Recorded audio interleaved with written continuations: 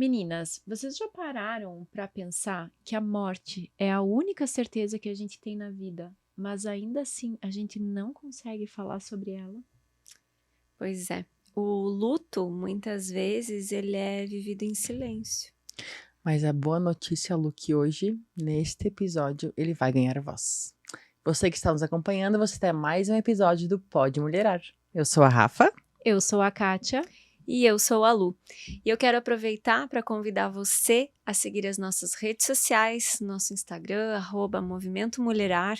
Também se inscrever aqui no nosso canal do YouTube, isso é muito importante para nós. Então se inscreve aqui, se quiser receber notificação quando tem episódio novo, ativa o sininho, convide as suas amigas, seus familiares a estarem aqui com a gente acompanhando os episódios. Também estamos no Spotify, você pode seguir nossa playlist por lá. Vem com a gente.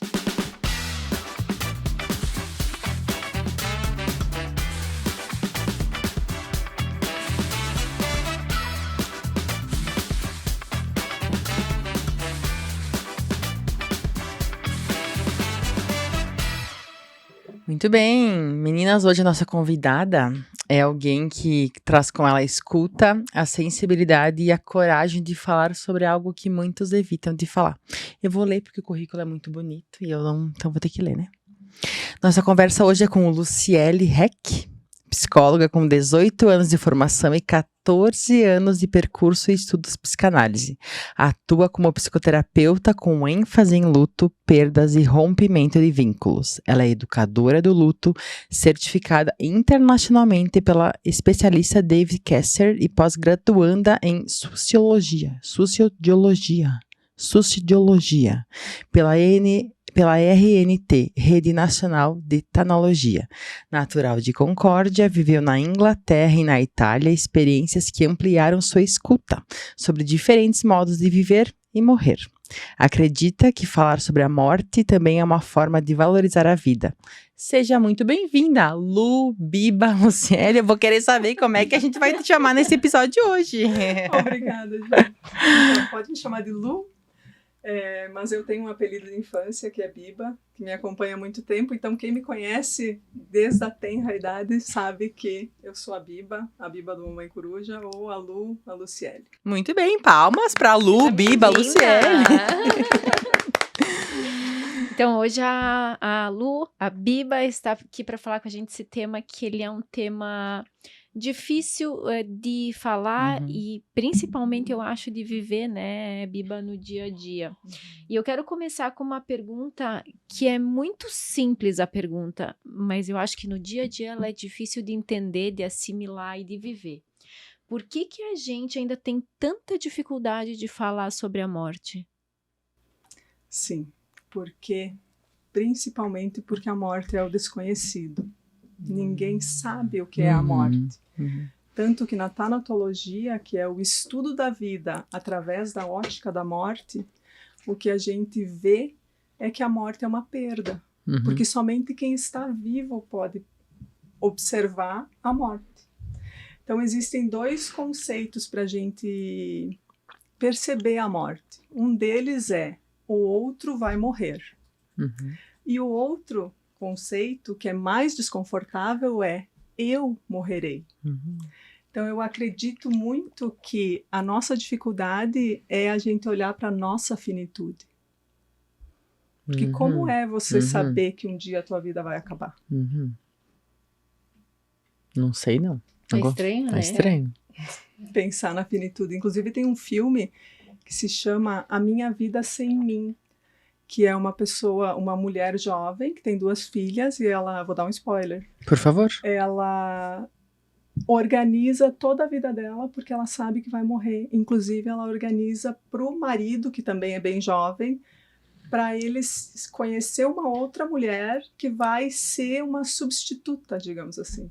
É um filme fortíssimo, recomendo. Nossa, o episódio mal começou e já temos a primeira dica. Eu acho que ao final a Bíblia pode deixar pra gente uma lista, a gente vai fazer uns stories depois do podcast, porque eu acho que tem muito... Indicações. Porque já tem outro filme que nós vamos falar depois aqui. Livros. Sim. Mas, Biba, eu vou falar Biba porque de Lu pra Lu é mais difícil. Eu acho estranho quando eu chamo outra pessoa de Lu. Quando nós perguntar para Lu, tu não responde, tá? Tá bom. A Bia vai responder. O que de fato é o luto? Existe um conceito para isso? Sim, existe um conceito e o conceito é simples. O luto é uma resposta natural a uma perda significativa. Isso é um luto. A questão que fica complexa é cada pessoa vive um luto de uma maneira. Então, a complexidade do luto é que ele se desdobra em diversas reações, em diversos âmbitos, né? Então, ele afeta 5 dimensões, ele afeta o emocional, o cognitivo, o espiritual, ele afeta o social, ele afeta o físico. Então, são 5 dimensões afetadas pelo luto. E cada pessoa, é como a gente diz, o luto é como uma impressão digital. Cada um tem o seu. Então, existe um conceito simples, mas é um processo bastante complexo. E você pode mudar a forma como você encara o luto ao longo da vida?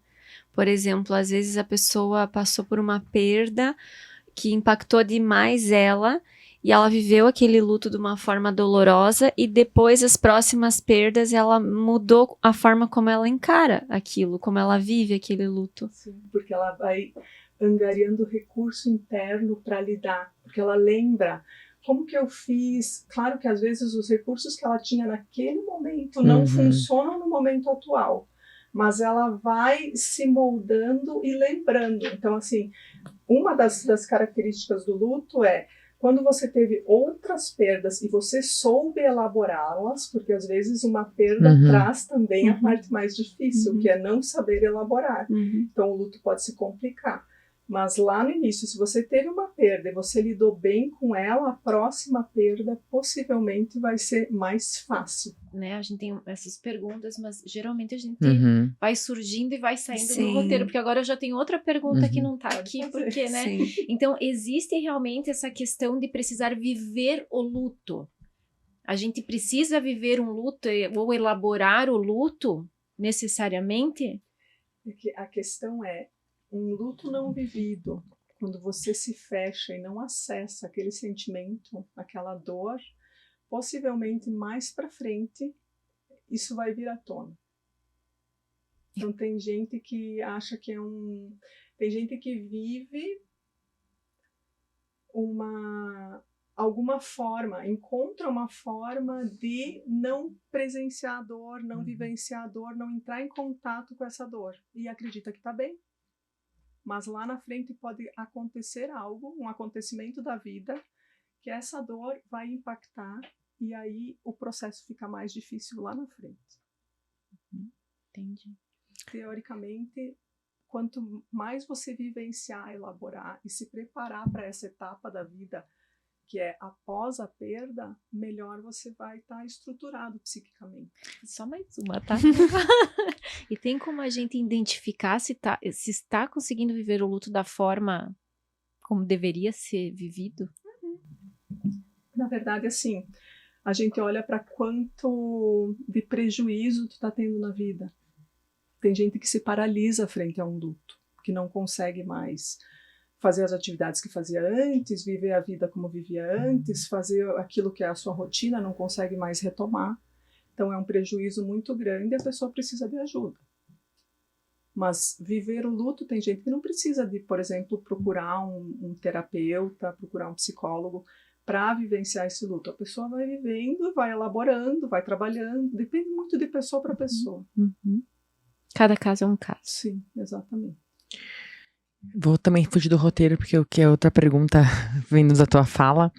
Quando tu fala em viver o luto, eu acho que a gente tá começando a viver o luto. É uma geração que está começando a viver os sentimentos, porque as antigas gerações não viviam, escondiam o sentimento, né?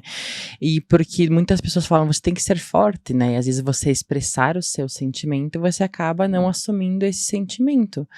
O quanto isso prejudica ali na frente?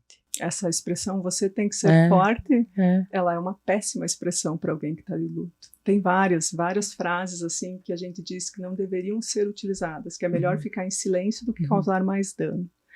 A pessoa está vivendo uma dor imensa. Às vezes perdeu um filho, perdeu um dos pais, perdeu um esposo. E aí você diz, você tem que ser forte. Por que ela tem que ser forte nesse momento de dor tão intensa? Por que ela não pode acolher essa dor e se permitir ser vulnerável? É verdade. E, Biba, além do conhecimento, existem, só que com o conhecimento também tem muitos mitos sobre o luto, né? Sim. Conta pra gente quais são os mitos mais comuns que existem sobre o luto hoje. Olha, o que me vem em mente é que um deles é que a pessoa que não chora não sofre. Boa. Né? A Não gente precisa acredita... chorar pra estar sofrendo. Isso. Se a pessoa não está chorando no velório, é porque ela não sentiu aquela perda. Então, esse é um dos mitos. Um outro é que existe um prazo de validade para esse luto, e luto não tem prazo de validade, o luto é para sempre. Se você perdeu, por exemplo, seu pai ou a sua mãe, você sempre vai amá-los, não importa o tempo. Então, esse luto é para sempre, ele vai se acomodar, mas ele vai perdurar durante toda a vida. Deixa eu pensar um outro mito, que existem 5 fases, todo mundo sabe. Boa. É um mito. Existem as fases, na verdade ele é um mito, mas existem pessoas que não acreditam nas 5 fases, tem ainda profissionais que trabalham com as 5 fases, que hoje em dia não é mais tão bem visto, porque se tu for olhar, eu já vou falar. Pode. As 5 fases, elas foram elaboradas observando pessoas que estavam em fase terminal. Elas não estavam em luto. Então, e foi utilizado porque tinha pouco estudo na área, então foi utilizado porque essas fases da pessoa terminal se assemelham às fases do luto. Mas o que acontece na questão das fases? A fase, ela faz com que a pessoa pense, então agora, qual fase que eu tô? Eu tô aqui na barganha. Então, a próxima fase vai ser tal. Vai Só induzir. que o luto não é assim, não é linear. Boa. É isso aí. Então, não tem como. Isso pode prejudicar a pessoa ainda mais. Nossa, que loucura isso. Tô pensando, tem mais mitos, mas agora não tá me vindo na memória. Mas conforme for surgindo, Vai, se surgir aí no nosso Isso. bate-papo, traz. Porque até outra coisa que eu queria que tu comentasse mais é essas frases que tu falou que a gente não deve falar, né? Porque eu fiquei Por curiosa. exemplo, uma mãe que sofreu um aborto e a pessoa olha e diz assim, mas tu é nova, tu ainda tem chance de ter outro filho. Nossa. Mas tu está invalidando a dor daquela pessoa. E quando a gente invalida a dor aumenta, é pior. Então, em vez de acolher, tu traz essa parte. Ou você tem que ser forte, ou tu tá ainda sofrendo? Como tu tá ainda sofrendo? Quem é que tá estipulando um tempo pro meu Tu tem que sofrimento? superar. Exato, tem que superar. O mundo não vai parar porque você está com dor. Nossa, eu ouvi essa quando eu perdi meu pai. Foi difícil, foi bem Então, doída. como é que O assim. meu não vai parar. reergue, O meu né? vai parar. E É daí, isso se aí. eu não quiser que ele... Foi né? difícil. Pronto. Não, Rafael, elas têm que continuar. O mundo não vai parar porque ele foi, né? A vida continua. Sim, eu também acredito que a vida continua, mas, meu, Mas eu preciso de um tempo, eu preciso vivenciar essa dor, né? Com certeza. claro que a pessoa não falou isso na má intenção, né? Ela quis. Não, ninguém fala. Só A que- questão é que a gente não consegue testemunhar a dor do outro sem É. achar que a gente tem que consertar alguma coisa. É meio que como se a gente tivesse que levar uma solução para a pessoa que tá sofrendo. Aí tu pensa em várias frases que tu pensa, isso aqui vai solucionar. Isso vai ajudar. Isso vai ajudar, mas no fundo, a pessoa precisa viver aquela dor. E no fundo, quem é você pra sanar a dor da outra pessoa, né? Agora eu fiquei pensando sobre quem somos nós, né? Brincando de, sei lá, semideuses, querendo solucionar a vida do outro. Mas é difícil, né, Biba? Tu chegar num local, agora se colocando no lugar de alguém que precisa acolher o suporte. É difícil pra quem vai também. A gente vai chegar lá até, né? Nessa fase. Mas antes eu queria te pedir, porque não é só com a morte que a gente vive o luto, né? A gente também pode, né? Ele vai aparecer em outros momentos, de repente uma separação, esses dias eu li assim, e é verdade, faz sentido uma perda de um emprego, né? Enfim, eu queria que tu falasse um pouquinho pra gente sobre isso. Sim. No próprio desenvolvimento humano, a gente tem as perdas que a gente diz que são perdas normativas. Então, as normativas são, vivemos pequenos lutos. Hoje em dia, quem estuda luto acha que luto está por tudo, né? Vê luto em tudo. Ah, não, mas está se adaptando a tal coisa, então é luto. Mas as perdas normativas, que são próprias do nosso desenvolvimento, elas vêm, por exemplo, na adolescência. Você perde o corpo de criança e você vai ganhando um corpo de adulto. Então, existe um luto, porque é um rompimento com aquela vida infantil para uma vida, uma transição, né? E os pais também vivem o luto quando os filhos deixam de ser criança, né? Com certeza, com certeza. E é até paradoxal, porque até, por exemplo, no nascimento de uma criança, uma mãe pode viver a alegria de ter esse bebê chegando e um luto por perder a sua identidade anterior. Até me arrepiei.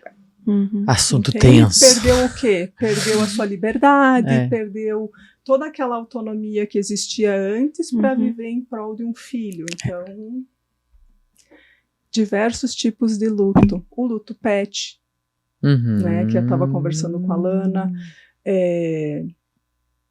Que mais? O luto por mudar de cidade, o luto dos expatriados, né, quando muda de país, o luto de mudança de emprego, de aposentadoria, a menopausa, onde a mulher deixa de ser fértil e muitas mulheres sofrem com isso.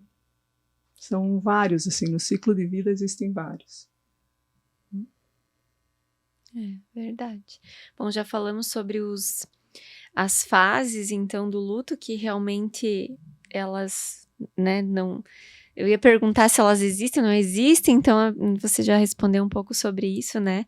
Mas existe um ciclo, Biba, pro luto? Já as fases não existem, mas assim, existe um ciclo de começo, meio e fim? Ou você falou antes que às vezes o luto nunca finaliza, nunca termina? Não tem fim, não é visto como um fim, porque quando a gente pensa em fim, a gente pensa, nunca mais vou sofrer por isso. Sim. E pode fazer 40 anos que você perdeu alguém e você escuta uma música e aquela saudade vem e você sente novamente. Eu acho que às vezes as pessoas acham, e eu também achava, que o luto é o sofrimento. Talvez por isso que a gente fala de que tem um fim, o ciclo do luto, vai terminar, vai chegar ao fim. Porque tu pensa, não sofro mais. Mas, às vezes, o sofrimento, ele vem de uma forma diferente, né? Exatamente. Depois, com o tempo. Não é aquele sofrimento intenso que existe ali no início. Ele vai se acomodando. Então, a tua vida é como se o luto, ele não mudasse de tamanho. Mas a sua vida vai se ampliando ao redor desse luto. A gente até usa alguns recursos na psicoeducação para mostrar para as pessoas como que a gente enxerga o luto mais no concreto. E alguns potinhos que vão aumentando de tamanho.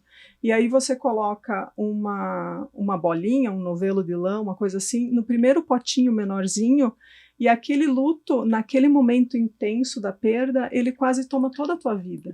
Mas aí com o tempo, com a elaboração, ele vai, a tua vida vai ampliando e o luto vai ficando ali e vai parecendo menor. Mas ele continua ali. Sim, ele fica presente. Gente, olha, esse assunto, ele é muito interessante. Ainda vamos fazer várias perguntas aqui para a Biba, mas eu queria fazer uma pausa, meninas, para falar um pouquinho da Degustare, né? O nosso patrocinador aqui, Biba, que olha, todo podcast a gente se delicia porque ele sempre traz alguma coisa diferente.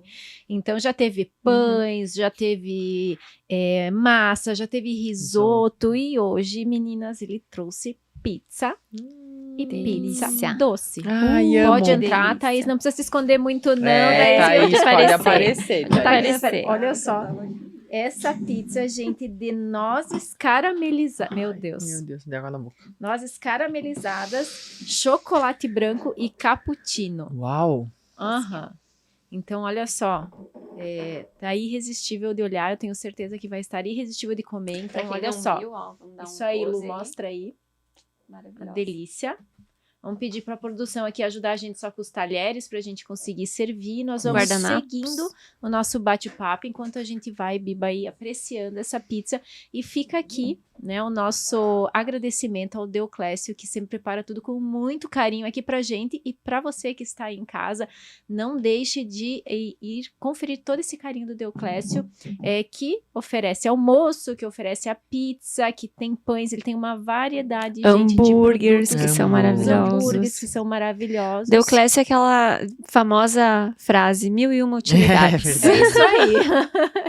Então, obrigada, Deoclésio, por mais essa pizza aqui que nós vamos degustar enquanto a gente fala mais um pouquinho aqui no nosso Pode Mulherar. Por favor, fique à vontade, né? Sim, fiquem à vontade. Eu vou aproveitar para perguntar para a Biba sobre os lutos não reconhecidos. Eu até vou falar para vocês que eu não conheci essa parte, assim, do luto, né? Mas existe isso? Biba, fala um pouquinho mais sobre isso para nós. Sim, existem lutos que não são reconhecidos, são aqueles que são invalidados pela nossa sociedade. Então, por exemplo, um deles é o luto pet, porque as pessoas não acreditam, muitas pessoas não têm pets, elas não entendem esse vínculo que é criado, né, entre o proprietário, o tutor, tem até o termo mãe de pet, pai de pet, né? Então, esse vínculo que é rompido tem muito sofrimento atrelado, né? Afinal de contas, tu tem às vezes um cachorro, um gato na sua casa, tá ali sempre. É um luto muito forte, não reconhecido. E aí ele é minimizado socialmente, Sim, entende? entendi. Tipo, aquela coisa, como é que tu pode estar sofrendo por um cachorro? Quem tem, entende, quem não tem, não entende. Sim. Outros que não são reconhecidos é a perda gestacional, então ninguém fala, é silenciado. Mais um luto não reconhecido, o luto, por exemplo, de uma amante, né? Um caso extraconjugal, aquele luto não é reconhecido. O luto pela perda de um amigo, você tem que estar, tu perde o teu melhor amigo, no dia seguinte você tem que estar no trabalho e não tem nenhum dia de falta, nada, né? Então, porque não tem um vínculo parental. Também, não tem um vínculo parental e socialmente não é nem discutido, né? Por exemplo, se o teu namorado é completamente diferente a forma como as pessoas abordam o luto de um esposo para o luto de um namorado. Porque não é um vínculo oficial, né, digamos. É bem interessante isso, inclusive eu não tinha a gente tem essa percepção, mas não tem esse conhecimento, né? E eu queria também, Biba, te perguntar, outra dúvida que eu tenho, eu acho que muitas pessoas têm, eu vivi isso quando meu pai faleceu, fazem 2 anos, com a minha filha, que a minha filha na época tinha 6 anos, e na hora me deu uma dúvida, eu pensei, gente, será que, como eu abordo isso, será que eu levo ela ali no velório, no funeral, levo ela, o que eu faço? Eu optei na época em levar, eu poderia não ter feito ela ver, só saber, vovô virou estrelinha, enfim, aquela coisa toda, explicar que isso até ela entendia bem, mas o fato de ir, de ver, de perceber o que estava acontecendo, eu acabei decidindo, mas eu acho que a gente tem dúvidas, muitas dúvidas o que nessa hora falar, do que né? fazer. E o que falar também, né? Levar, não levar, é bom, é ruim, faz bem, faz mal? Fala um pouquinho, Biba, pra gente. Então, eu pessoalmente acredito que a verdade é a melhor política, no sentido de como lidar com a criança, o que mostrar, porque mesmo uma criança muito, muito pequena, muito de idade, mas, por exemplo, 2 aninhos, 3 aninhos, as pessoas invalidam acreditando que a criança não entende. Essa criança não entende nada, não adianta explicar, e também existe aquele senso de querer proteger a criança. Então, assim, eu não vou falar a verdade porque ela vai sofrer. O que acontece? A criança percebe que tem algo acontecendo, ela percebe a ausência e ela cria uma fantasia na cabeça dela do que está acontecendo, porque ela precisa entender, ela precisa fazer sentido daquela situação. Ela também precisa elaborar o luto. Exatamente, só que daí a fantasia que ela cria muitas vezes é pior do que a realidade. Tem criança que acredita que, então o vovô morreu porque ele estava brabo comigo. E ela leva isso pro resto da vida, porque não é conversado, não é explicado. As pessoas não querem se vulnerabilizar na frente da criança, então não posso chorar na frente dos meus filhos. Por que tu não pode chorar?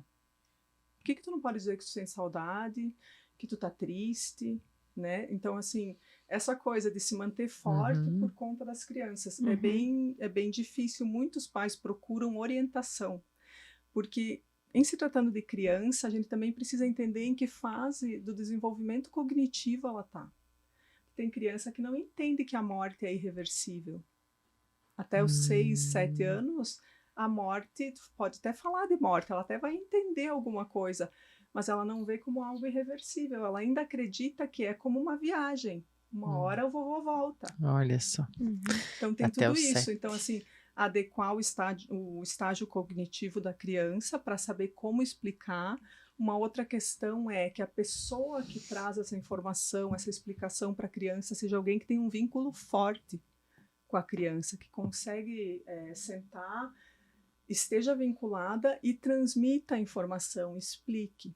E quanto aos rituais, né, ao velório, enterro, os rituais de despedida, a gente diz que se você explicar para a criança o que está acontecendo, o que é e por que é feito, e principalmente o que ela vai ver lá. Porque assim, se você disser, olha, você vai ver, o vovô vai estar num caixão, é assim, ele vai estar deitado, vai ter flores, vai ter pessoas chorando, vai ser assim. Se você explica tudo e pergunta para essa criança, você quer ir para se despedir? Aquilo que a criança responder é o que pode ser feito. A criança vai entender se ela pode ou não. Interessante. Para se despedir, olha que importante. Não é você quer ir, né? Você quer ir para se despedir. Sim, Legal assim. para ela saber o motivo daquilo estar Para saber que vai ser uma acontecendo. despedida, que é Exatamente. vê-lo pela última vez, né? Exatamente. E que é por isso que as pessoas estão lá e elas estão lá para se despedir, né? E uma coisa bem interessante, vocês sabiam que não é só com crianças que a gente observa esse tipo de tratativa no explicar e tudo. Com idosos é a mesma coisa. Acredita-se que o idoso, socialmente, né, acredita-se que o idoso não dá conta de lidar com a verdade da perda. Então, tenta se proteger, às vezes não conta. O irmão lá de outra cidade faleceu, não vamos contar. Não, eu vejo pessoalmente como algo que é injusto. Claro. Sim, sabe? Imagina. Até porque quantos anos aquela pessoa viveu com ele por tanto tempo, né? Meu Deus do céu, é muito. E Biba, na parte o que a psicologia fala sobre os rituais? Que são muito necessários, muito necessários. Olha. Assim como os rituais, a festa de casamento, a formatura, baile, todos esses rituais sociais, eles fazem parte de um contexto na nossa vida. E os rituais fúnebres, os rituais de despedida, eles vêm e eles têm diversas funções para quem perde uma pessoa querida. Uma delas é que a pessoa perceba o encerramento de um ciclo, né? Então, assim, aquele velório, aquele funeral, é como se fosse te mostrar ali no vivo que está encerrando algo, né? Isso é salutar para o luto. O ritual vem como algo que auxilia o luto da pessoa ter a noção de realidade daquela perda. Sabe? Eu ia dizer que tem pessoas que fogem desses rituais, mas né? eu costumo falar... porque assim... porque parece... Desculpa, pode Rafa, falar, assim, mas é porque parece que a forma como é feito é judiada. Não é cruel, é que é mais doído, né? Parece que assim... É difícil, né? Até o ritual porque existem outros rituais, né? Não é só mais o que a gente está mais acostumado, né? É o velório, tem o momento da prece, fechar um caixão. Parece que é feito assim para você realmente ter um desespero, mas talvez seja isso que tu diz, né, Biba? Conseguir elaborar que realmente é a despedida. É para sofrer, tô pensando aqui comigo, é para sofrer porque você precisa se despedir, você precisa entender o que está acontecendo. Uma das funções também é que ali no velório, por exemplo, a pessoa que perdeu, quem está vivendo essa perda, pode se vulnerabilizar mostrar as emoções que está sentindo sem um julgamento social. Olha, só é verdade. Porque assim, você já foi num velório, por exemplo, onde a pessoa se desestrutura completamente, grita, chora, sai de si. Isso ali naquele momento é socialmente aceito. E isso para a pessoa é algo positivo.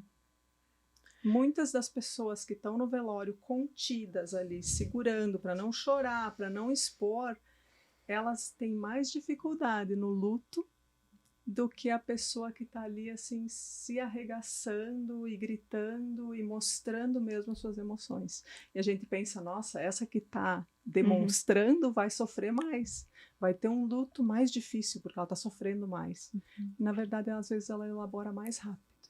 Sabe que essa parte de visualizar o ritual, enfim, hoje eu entendo que é importante. Tem o vizinho da minha mãe que perdeu o irmão na pandemia.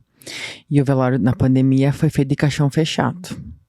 E ele fala, a primeira coisa que ele chegou em casa, ele falou, não é verdade que ele morreu, eu não vi. Porque o caixão tava fechado. Sim. Então, daí ali que eu entendi, tipo, quanto é importante tu visualizar o que realmente acontece. Porque até hoje, já faz 4 anos que ele faleceu, e ainda ele fala, não consigo acreditar porque eu não vi ele com o caixão aberto. Sabe que, pensando sobre isso, quando meu padrinho faleceu, eu estava grávida de quase 9 meses. E ele era uma pessoa que eu tinha muita proximidade, né? Eu morava aqui em uma cidade próxima, aqui no município.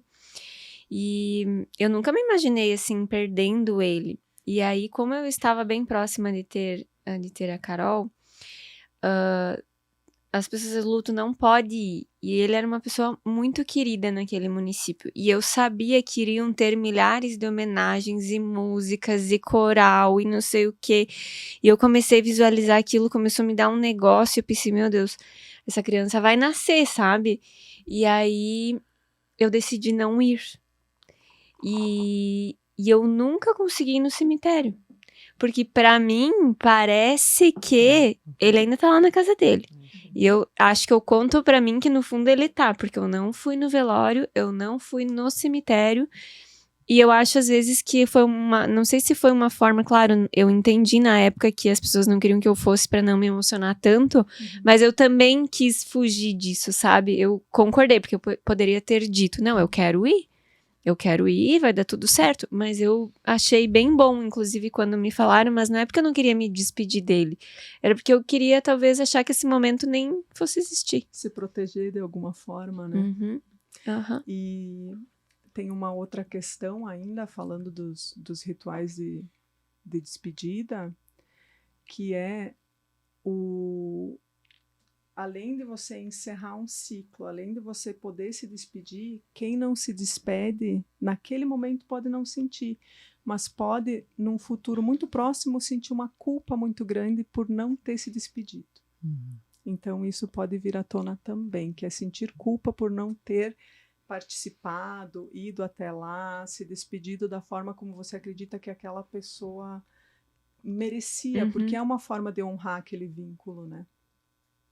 Olha, esse podcast vai me fazer, Biba, mudar a visão que eu tinha sobre esses rituais, porque as meninas sabem, porque a gente tá muito tempo junto e já aconteceram várias vezes de situações que a gente chega, mas é muito difícil, não devia ser assim. Já tô achando que é importante que seja assim, né? Tô mudando o meu conceito, né? É para ser difícil, é esse momento mesmo, né? Obviamente que eu acredito que as coisas poderiam ser muito melhores, olhando para como é feito, por exemplo, se tu for acessar filmes, séries e saber como funciona, por exemplo, nos Estados Unidos, onde as casas funerárias são mais acolhedoras, a pessoa se sente bem à vontade. Eu acho um pouco precário aqui na nossa cidade, não sei se eu posso falar isso, mas eu acho um pouco precário ali o ambiente, entendeu? Porque tu já tá passando por uma perda, já é algo sofrido, e não é um ambiente E tu tem que escolher, porque eu passei por isso, eu fui com a minha mãe escolher, Rafaela, que caixão tu quer? Eu falei, gente, eu não sei. Eu falei, não quero nenhum. Só dizia pra ele, não quero nenhum. Ele falou, que coroa que tu quer? A minha mãe dizia, que coroa tu quer? Eu não quero nenhum. Sabe? Tipo, tu tem ainda que escolher o que vai acontecer. Tipo, é horrível, horrível. E a forma que eles te perguntam, tipo, meu Deus, tem que tomar uma decisão aqui. Falei, nossa, é horrível, realmente. E a é horrível. burocracia atrelada, né? As Sim. pessoas já tá de luto, já Sim. teve uma perda Ali, muito significativa. tá sabendo ali, faz E meia a hora. burocracia É isso aí. Mas eu acho interessante essa tua fala, Biba, e eu até fiquei curiosa que tu falou, porque depois a gente até vai perguntar a questão da tua vivência internacional, que contribuiu muito para a tua experiência nessa questão do luto. E a gente vê muito nesses filmes, principalmente nos filmes americanos, né, o velório, ele é, né, muito nos filmes, eu quero que tu me diga se acontece na casa, daí é servindo comida, servindo bebida, parece um domingo de almoço, mas eles estão fazendo luto. Sim, eles têm essa prática, né, os americanos, onde depois do funeral, do enterro, eles se reúnem, normalmente na casa da pessoa, e aí é aquela... Às vezes levam um prato, tem uma fartura de comida, e eles ficam ali e conversam sobre a pessoa que se foi, e contam histórias, fazem esse social, né? Eu, sinceramente, não sei como que as pessoas fazem aqui no Brasil, no sentido... Acho que cada família é tão única sobre o que faz depois do enterro, porque é um momento, assim, depois do enterro é o baque do vazio, né?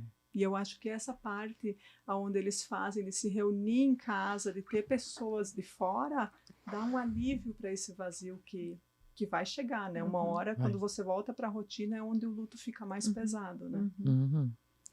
Preciso fazer 2 pausas nesse episódio. Uma para dizer que essa pizza, eu gente... e a Rafa, a gente já Por favor, sirvam-se. Do que é essa? Nozes? Nozes caramelizadas com chocolate branco. Excelente. Gente, eu e a Rafa, a gente já pegou as do meio ali, né? Mas Só porque tinha mais recheio, né? Tô ligada. Meu, excelente. E a segunda pausa, eu preciso também falar do nosso outro patrocinador, a Taces Perfumaria. Por favor, meninas. Cádia, eu sei que tu tá com a pizza, mas seria importante. Larga a pizza um minuto, por favor. Que agora vale a pena. E a gente precisa falar que tem um kit incrível aqui com a gente hoje. Eu vou falar dele agora. A gente tem o óleo hidratante de banho de amêndoa, que nutre e hidrata a pele por até 4 horas. Gente, quando eu li essa informação, eu falei, meu Deus, esse é bom mesmo. Óleo firmador e hidratante, com eficácia comprovada na prevenção de aparecimento de estrias a partir de 1 mês de uso, gente. Isso aí eu achei fantástico. E cheiroso, viu? Que eu já me passei. Olha só. O que mais tem? A gente tem creme de mãos também, amêndoas também, que ajuda a nutrir e hidrata as mãos por até 24 horas. E a bomba efervescente de amêndoas, que transforma o seu banho em uma experiência sensacional. Gente, eu fiquei extremamente curiosa. É uma linha completa. É uma linha completa. Por favor. Deixa eu ver. Eu vou ter que cheirar, gente. Isso aqui. Sim, esse aqui é muito bom. Esse aqui é a bomba. Nossa, gente. Bom, né? Muito bom. Bom mesmo. Tace sempre nos apresentando Sem falar ótimas que estamos opções. no período de inverno, frio. Bem lembrado. Então é legal manter a pele bem hidratada, ter produtos que ajudam nessa hidratação. De qualidade, Produtos de qualidade que ajudam na hidratação e que ainda deixam a gente Cheirosas, né? E por muito tempo, né, gente? Achei bem incrível. Obrigada, Taces, pela parceria de sempre, por nos apresentar excelentes opções sempre aqui no nosso podcast. E reforçar, né? Não sei, os nossos patrocinadores são muito versáteis, porque a Taces também, né, além de uma linha inteira de perfumes, ela tem produtos adicionais, né? Óleos, cremes, maquiagem splash, também, né? maquiagem, que tudo de muita qualidade que as mulheres amam. Então, óleo hidratante, óleo firmador, creme de mãos e a bomba efervescente. Gente, sucesso. Sucesso, né? Obrigada, E esses creminhos aqui, gente, ótimo pra deixar na bolsa, né? O tamanho. Ainda mais agora, nesse frio. Muito bem, vamos voltar ao nosso assunto do dia. Lu, você está se especializando em suicidologia. Gente, eu achei incrível isso. Eu nem sabia que existia. Eu também não. E isso abre a nossa mente para algumas curiosidades, obviamente, porque a gente não sabia que isso existia. Por exemplo, o luto por alguém que se suicidou. Ele é diferente? Por quê? Ele é uma tragédia, né? O luto por alguém que se suicidou é uma tragédia. Na verdade, o luto por suicídio, ele é um dos lutos que mais tem chance de complicar, que seria se transformar no transtorno do luto prolongado. Então, além de ser impactante para quem passa por isso, né, para os familiares, para os amigos, ele é um luto com muito estigma social. Então, é um luto muito solitário. As pessoas não tendem a falar sobre isso, e como forma de proteção, acaba que essa morte não é divulgada. Sempre tem uma segunda causa-morte, digamos assim, né? Para não divulgar o fato em si, muita gente tem vergonha. E, além disso, é um dos mais críticos, tanto que, tecnicamente, os profissionais chamam as pessoas, os familiares, de sobreviventes enlutados por suicídio. Meu Deus. Porque é um luto onde faz um rompimento tão grande com a vida prévia. É um acontecimento que é como se a pessoa tivesse que ter muita força para superar, para continuar vivendo, porque, afinal de contas, alguém que eu amei desistiu de viver. Né? Alguém que eu amo desistiu de viver. Então, para além disso, o julgamento, a culpa, os questionamentos, então tudo isso é como se fosse assim uma cumbuca de problemáticas sendo inserida em cima desse luto, que seria assim, você fica se questionando se você podia ter impedido, você questiona, você se sente culpado, o estigma social te faz se sentir muito sozinho. As pessoas se afastam. Socialmente, as pessoas tratam o suicídio como se fosse algo contagioso. Então, é algo bastante complicado. E a gente fala sobre o fato de que a pessoa que comete o suicídio, ela tá doente mentalmente, né? Então, existe isso que as pessoas não levam em consideração.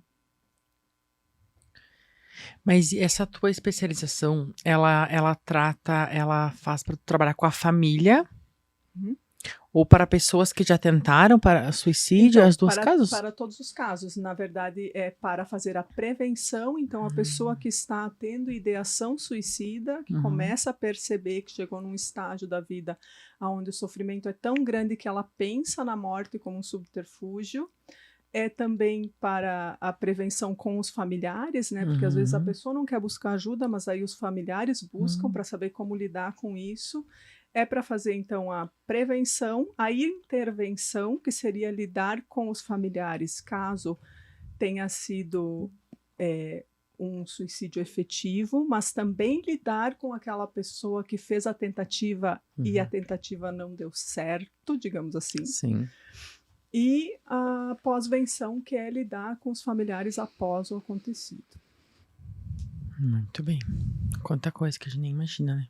Sim, e é tão necessário, porque as pessoas que passam por isso se sentem completamente desamparadas. Mas o que eu percebo? O ser humano em si, como um todo, ele não olha para o lado, né? Ele só vai entender e procurar por isso quando ele passar. E isso em todas as fases, não tô falando só isso, tô falando em perdas, tô falando em qualquer situação da vida, na verdade. A gente só vai olhar para isso quando a gente estiver passando por isso. E eu tive, na verdade, essa pós-graduação que eu tô fazendo, que eu sempre falo, me perguntam, como é que tu foi parar nessa área? E eu falo, não sei explicar exatamente o que me atraiu tanto para isso, mas eu tenho alguns conhecidos que passaram por esse tipo de perda, alguns conhecidos próximos, e comecei a perceber, olhar e dizer assim, gente, essa pessoa está passando por esse grau de sofrimento sozinha, não tem apoio social, não tem apoio profissional, como assim? Então eu sou meio inconformista, sabe? Eu acho que a gente tem que arregaçar as mangas e fazer algo a respeito. E eu falei, não, então vamos por aqui, vamos ver o que a gente consegue fazer de bom com isso. É porque eu acho que realmente é um tema difícil, até você comentou, a gente queria te perguntar exatamente se você achava que existe um estigma social para quem perde alguém assim, que tu respondeu, mas também falar, né, Biba, que já é difícil falar e amparar alguém com uma perda, digamos, normal, entre aspas, né? Mas imagina alguém que perdeu alguém vítima de suicídio. É como se, de certa forma, a gente pensasse, é melhor silenciar, vai doer menos, vai causar menos, vai provocar menos. Ou eu acho que tem gente que até pensa, mas ele escolheu isso. Então Também, não dói para as também. pessoas. Sim. Isso. Tem. A pessoa que Outro mito. fez uma tentativa, muitas vezes ela encontra nos próprios profissionais da saúde o julgamento. Porque uma pessoa, por exemplo, assim, você fez uma tentativa, você é levado de ambulância para um hospital e o profissional que vai te atender, às vezes te olha e diz assim, como assim? Tanta gente querendo viver, tanta gente que a gente atende que está doente, que está lutando pela vida e você faz uma dessas? Então, tem ainda esse peso. É verdade. E também o peso da religião, né? Tem essa parte também que é julgado, digamos assim, né? E como que a gente pode acolher melhor essas famílias? Nesse caso do suicídio, existe uma forma, Eu sempre penso que precisamos treinar, capacitar pessoas profissionais para trabalhar com esse tipo de demanda. Eu acredito que isso falte na nossa sociedade. Temos falta de grupos de apoio, grupos terapêuticos que possa reunir pessoas dentro da mesma temática, que passaram pelo mesmo tipo de vivência, para trocar histórias, para se darem apoio, para poder uma compartilhar com a outra quais foram os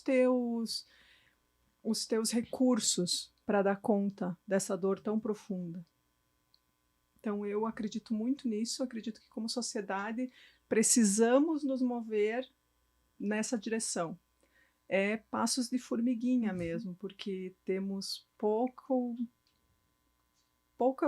recurso, na verdade, para isso. um aprendizado, né? Sim.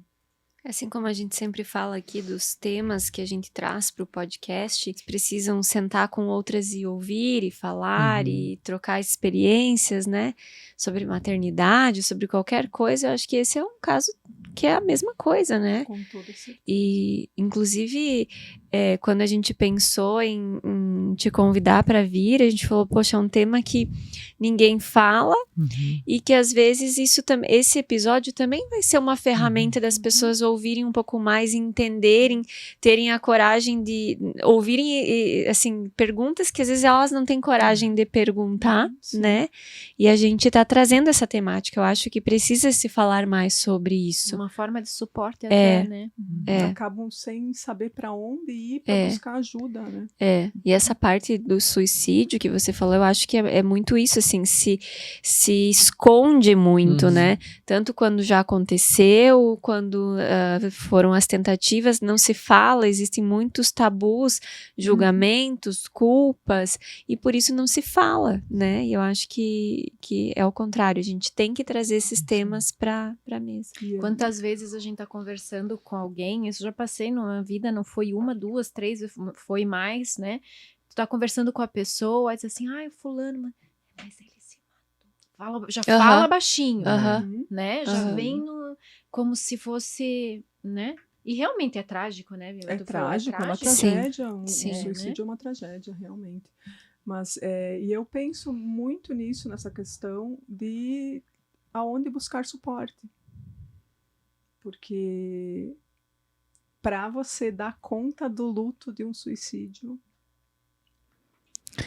Eu vou engatar a próxima pergunta, porque é bem sobre isso. A gente quer saber a tua opinião da responsabilidade dos profissionais de psicologia, terapeutas, enfim, na condição, né, de algum lutado, por exemplo. Médicos, profissionais que estão nos hospitais à frente desse cuidado, né?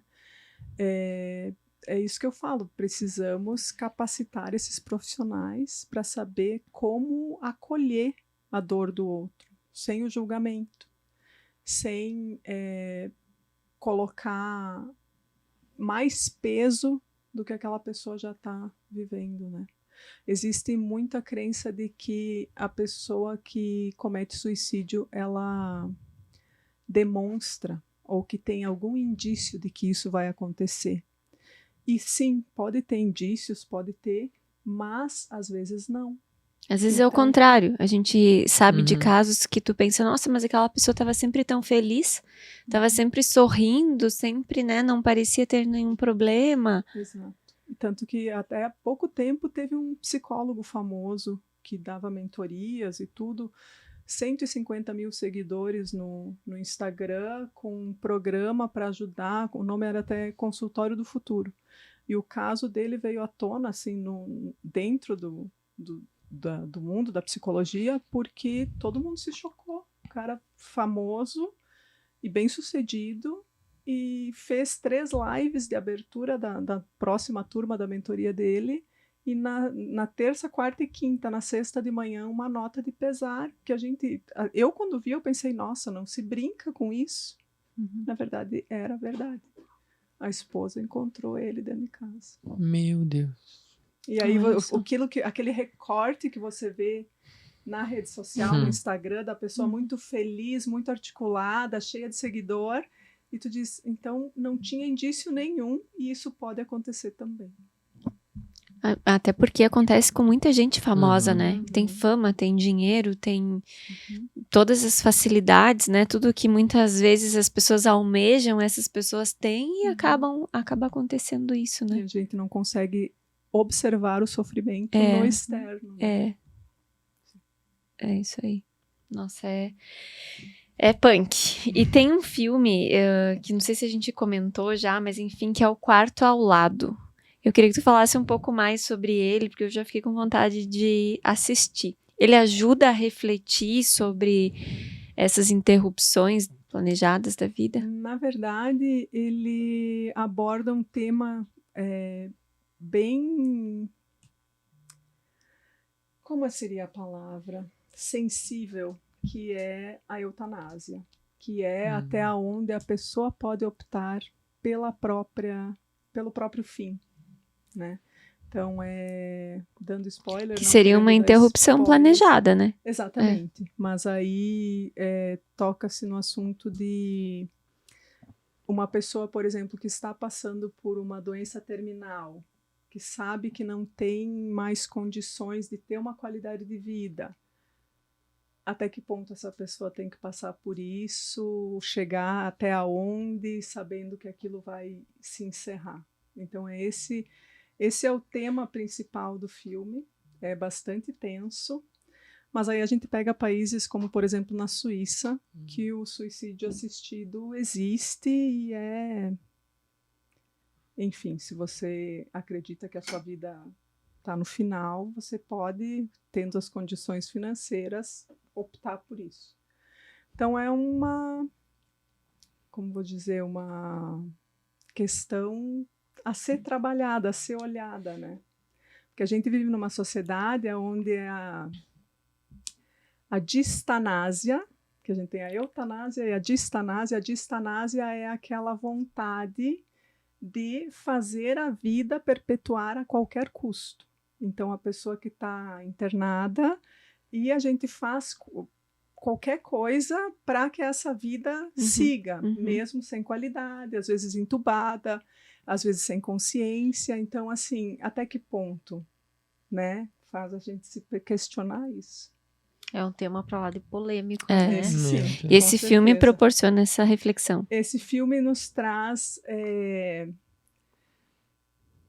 uma reflexão sobre que tipo de morte a gente quer ter. Entendi. Uma morte digna ou uma morte consciente, talvez.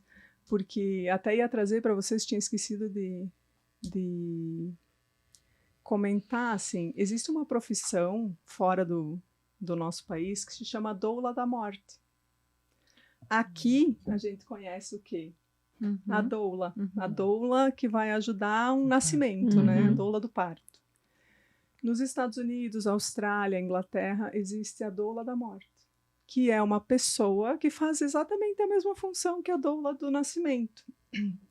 Então, ela dá suporte e cuidados para que a pessoa que está em fase terminal, no fim da vida, possa fazer a passagem de forma lúcida. Sabendo que isso está acontecendo e dando todo o conforto possível, né? Então, as doulas, elas têm técnicas, assim como as doulas do parto, para fazer a pessoa se sentir confortável, ficar tranquila e tudo, mas para fazer a passagem de forma lúcida. Nossa, que coisa. E, Biba, outro tema que eu queria que tu falasse um pouquinho pra gente teve uma recente lei, né, que criou a Política Nacional de Humanização do Luto Materno e Parental. O que muda? Isso vem contribuir de que forma? E para que tipo de luto? Então, essa lei foi aprovada e eu não sei qual que é o prazo para que as maternidades façam uma adequação efetiva. Por quê? O que muda seria que a maternidade deve ter uma ala especial, um espaço destinado a mães que têm perda gestacional ou perda neonatal ou mesmo o óbito fetal. Então, que elas tenham um espaço separado, porque, por exemplo, nas maternidades hoje em dia, a mãe que perdeu um bebê está ao lado da mãe que está com o seu bebê. Nossa, que dor. Nossa, gente. Então, isso é muito complicado. Meu Deus. E aí, dentro disso também é considerado que a pessoa pode optar por um funeral, por um enterro, por um ritual de despedida, mesmo que seja um feto, porque até então eu acredito, eu não sei se eu estou falando besteira, mas eu acredito que o feto ia para lixo hospitalar, né? Então é complicado porque aquela mãe não vê e, além de não ver, não consegue fazer um ritual. Meu Deus. E também a questão dos dias, né? Que daí o pai e a mãe têm alguns dias de licença e eles têm parece que é disponibilizado um cuidado psicológico também, com um profissional, e uma assistência para toda a questão burocrática também. Agora, até quando isso está sendo efetivo, eu não sei. Sim, porque entre aprovar a lei e as coisas de fato acontecerem, às vezes o tempo Exatamente. Às vezes mas é uma longo, grande né? vitória, né? Porque, além de ser um luto não reconhecido, é um luto carregado de muita dor, porque morrem muitas expectativas ali junto. Sim, e as pessoas não olham para isso, né? A gente não para pensar no quanto aquela pessoa tá passando por uma dor. Pensa, o feto, né? A gente não para pensar nisso. É um luto? É um luto. Mas enfim, eu quero falar de outra coisa agora. Vou deixar a Biba comer um pouquinho, porque senão ela só fala, né? Eu já comi Não tem chance. minha cota dessa aqui. Então, eu quero falar sobre a coach. Coach que nos veste e nos deixa sempre prontas para esse episódio, né? Estamos com looks invernais, né? Mas não menos elegantes, né? Eu adoro inverno, inclusive, né? Quem me conhece sabe. Inclusive porque eu adoro pôr roupas de inverno. Então, a coach sempre vestindo a gente de uma forma muito elegante, com os nossos estilos, que vocês já sabem que são diferentes.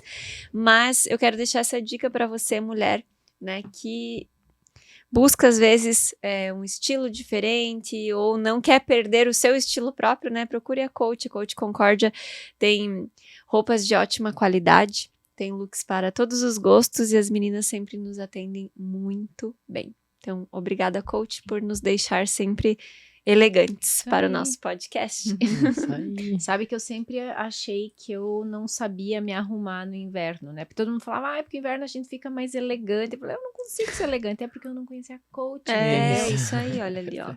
Agora o problema tá resolvido. Porque além de roupas boas de qualidade, elas dão consultoria pra Isso gente, aí. né? Olha, Rafa, isso fica melhor, deixa não fica isso bem legal. Exatamente. Muito bem, então agora nós estamos no nosso quarto bloco do Pod, Biba, já passou assim, o tempo voa aqui, nesse lugar o tempo voa. Mas a pergunta de milhões vem agora, no quarto bloco. Pelo menos para mim é uma pergunta de milhões, né? Como sobreviver ao luto? Porque eu acho que é um sentimento que muitas vezes acontece com as pessoas é de querer ir junto. Como sobreviver ao luto? Então, infelizmente, eu tenho que dizer para vocês que não tem uma fórmula mágica, não tem uma pílula mágica. O luto se atravessa vivendo. Claro que você pode buscar recursos, você pode buscar ajuda, mas não tem como a gente tirar a dor da pessoa, não tem como a gente tirar a saudade, não tem como a gente tirar a ausência, o vazio que fica. Podemos trabalhar para que essa acomodação se torne mais dinâmica e que a pessoa faça mais progresso nesse percurso. Mas o luto tem que ser atravessado. Tem aquele dizer em inglês, né? The only way out is through. Então, o único jeito de sair é atravessando. É vivendo. Não dá para contornar. Não tem jeito. E, Biba, tem algum momento que a gente possa parar e pensar, meu Deus, eu preciso de ajuda? Sim.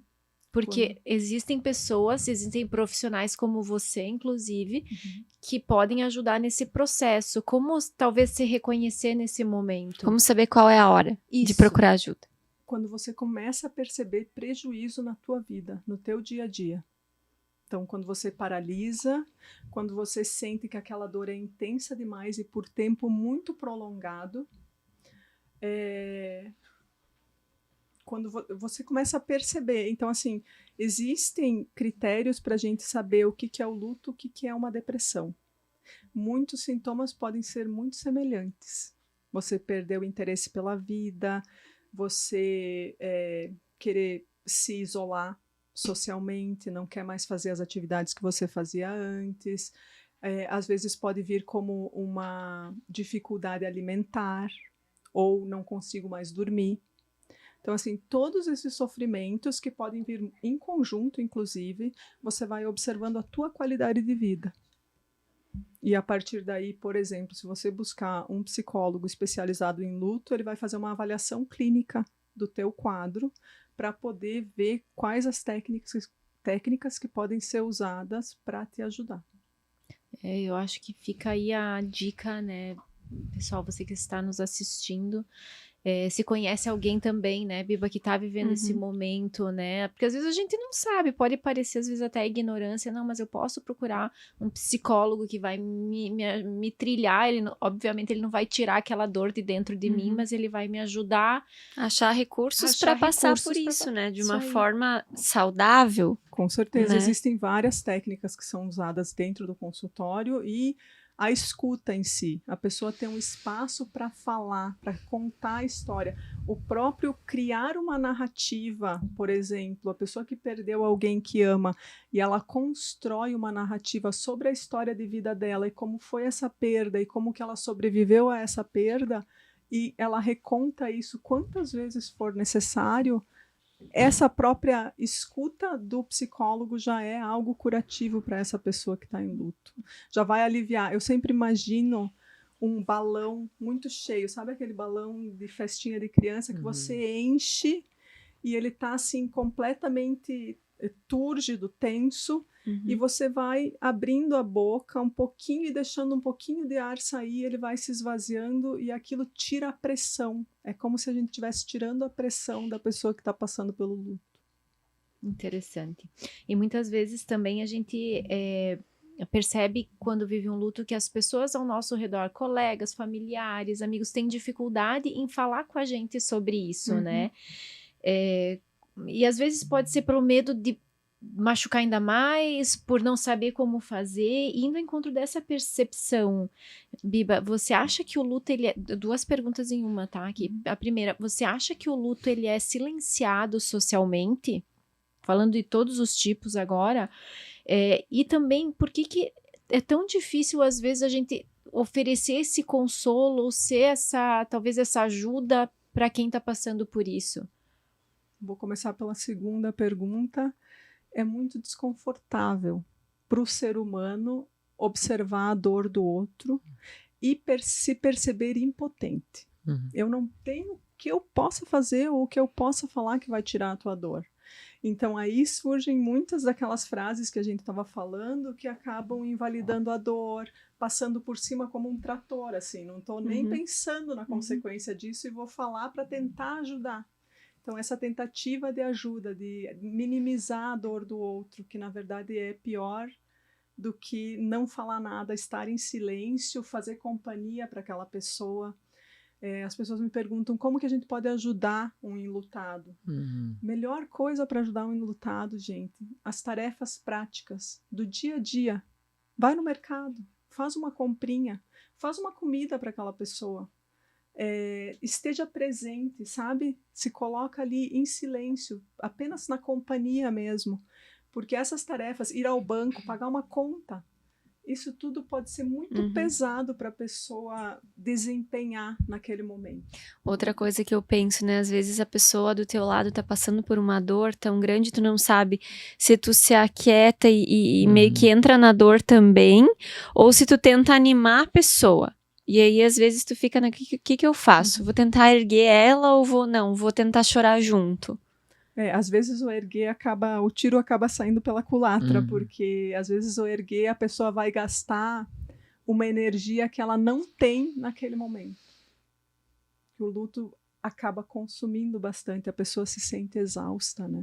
Um dos sintomas físicos, principalmente do luto agudo, é a exaustão. Então, aquela falta de força, como se assemelha a uma depressão propriamente dita, né? Aproveitando o gancho, né, meninas, algumas semanas atrás aconteceu o acidente do balão em Praia Grande, né? Que sim, foi outra tragédia também, e a gente perdeu pessoas muito queridas aqui de Concórdia, né? E eu fiquei me perguntando muitas vezes,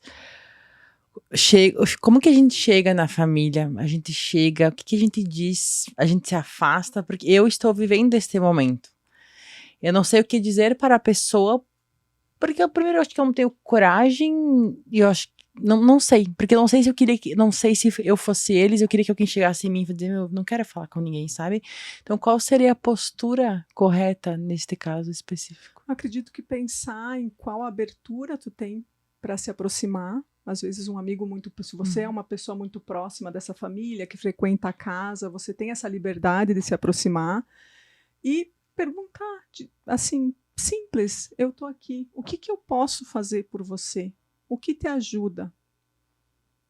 Às vezes são as coisas mais simples, sabe?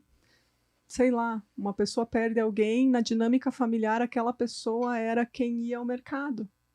Então, ir ao mercado pode ser uma tarefa extremamente pesada para quem está vivendo esse luto. Então, às vezes você se oferecer, tu precisa que vá fazer uma compra. É tão simples, né? Então, se colocar disponível. Não precisa de frases. Às vezes é um abraço, às vezes é a escuta. A gente tem esse outro mito. Voltou um mito. Um outro mito sobre o luto, que seria quando a gente fala da pessoa que se foi, a dor intensifica, é pior. E isso é um mito. Porque falar sobre a pessoa que se foi é honrar a pessoa, é honrar aquela memória, mesmo que venha o choro. O choro é uma reação normal. A gente não é acostumado a lidar com o choro das pessoas. É desconfortável. Tu quer fazer alguma coisa pra ela parar de chorar. Sim. E muitas pessoas ainda ficam com aquela batata quente aqui para não chorar, para se segurar, né? Não posso chorar em público, esse tipo de coisa. Mas não, gente, a gente pode falar sobre quem se foi. Legal. Sem medo de que isso vá piorar ou vai trazer mais dor. Outra pergunta que talvez pode ajudar muita gente é como preparar emocionalmente os ambientes, como escolas, empresas, às vezes alguém que se foi, que trabalhava numa empresa. Como preparar esses locais? Sim. Eu acredito que é treinamento. Como o meu professor, o David Kessler, o americano, que ele é uma sumidade no assunto de luto e perdas e cuidados paliativos, ele fala, nós somos analfabetos em lidar com morte, perdas, com rompimento de vínculos. Precisamos falar mais, porque se a gente falar sobre morte, não significa que a gente vai morrer. Existe esse medo, né? Esse tabu de que se eu falar a respeito, vai acontecer alguma coisa comigo. Mas não. E é trazer isso, falar a respeito nas escolas, nas empresas, nos locais sociais, trazer isso, porque a gente não consegue separar a morte da vida. A gente separa aquilo que é inseparável. Sabe que eu fiquei refletindo e eu me identifiquei muito, Biba, quando falou assim do falar, né? Comentei antes que eu perdi meu pai, né? Vai fazer 2 anos agora. Eu adoro falar sobre ele. Se eu puder, o tempo todo eu tô encontrando alguma coisa para falar dele. Eu e a Sheila, minha irmã, às vezes a gente senta para falar do pai com a mãe. A gente tá sempre falando dele, isso faz muito bem.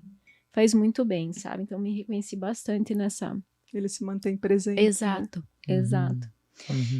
E agora eu queria voltar àquela pergunta que eu comentei no início da tua experiência, Biba, fora do Brasil, né? Porque isso te ajudou, acredito, quero que tu fale um pouquinho, a mudar a tua forma de enxergar a morte e o luto. Sim. Na época que eu morei na Inglaterra, um dos meus grandes amigos ingleses, a mãe dele trabalhava num hospice, que a gente não tem no Brasil, até onde eu sei, que é uma instituição, uma casa, aonde acolhe-se pessoas que estão em estado terminal.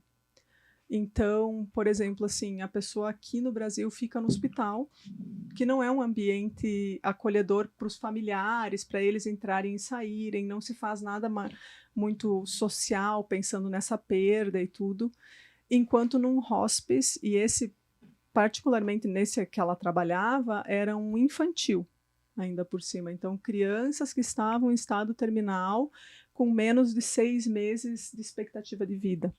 Então, as famílias conseguiam ter o suporte dos paliativistas, né, para esse cuidado, e não sobrecarregar a família tendo essa criança em casa, que ia vir a óbito.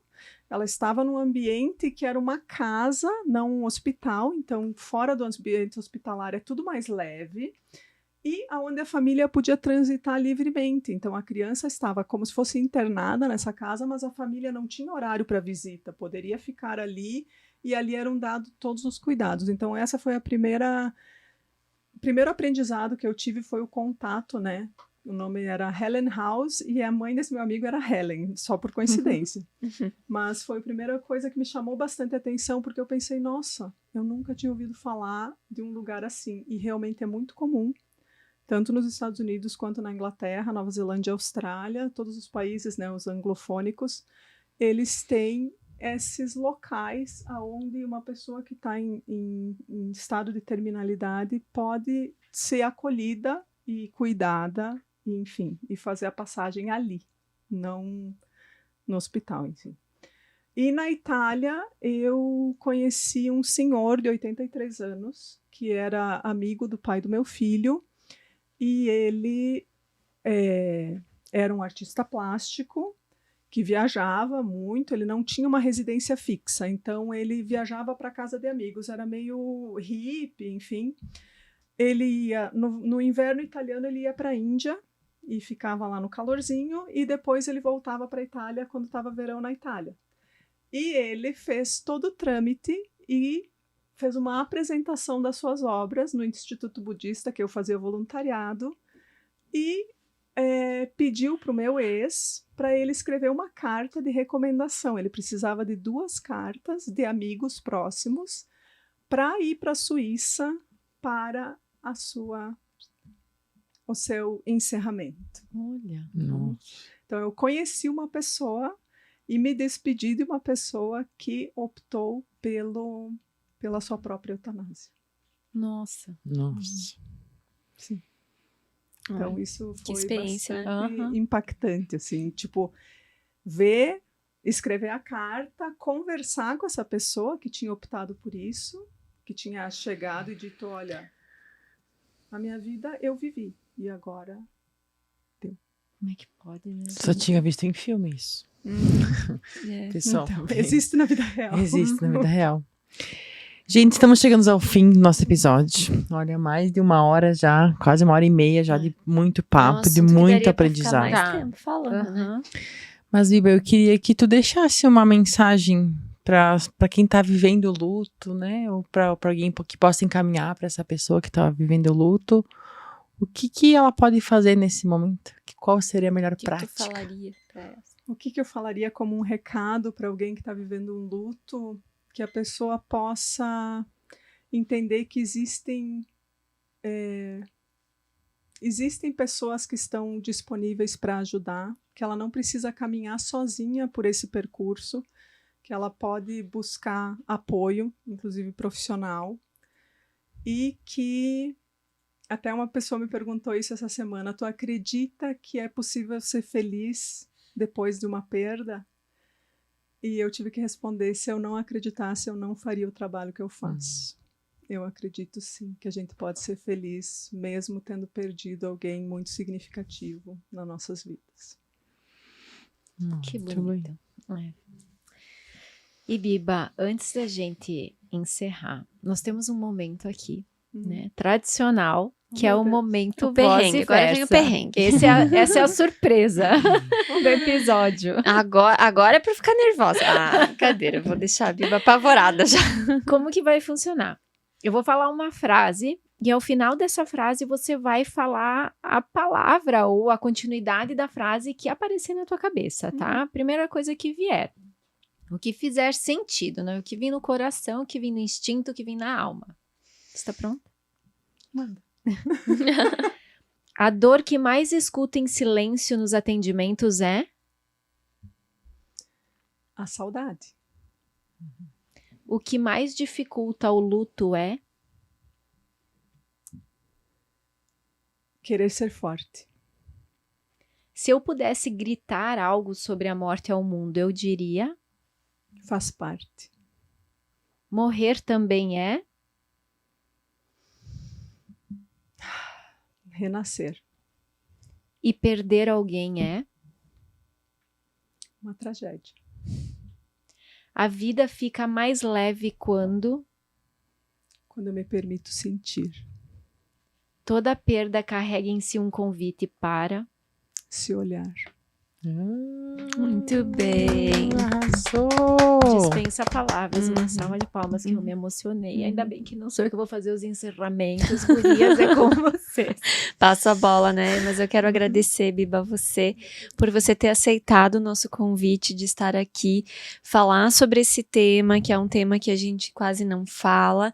Agradecer pelo teu profissionalismo também, por você optar por essa área, porque eu acho que muita gente nem sabe que existem profissionais que possam ajudar especificamente nessa área de luto, né, nas tuas especializações, e ouvir você falar, não sei vocês, mas assim, parece que a Biba traz um conforto, uma solução para tudo ali, né?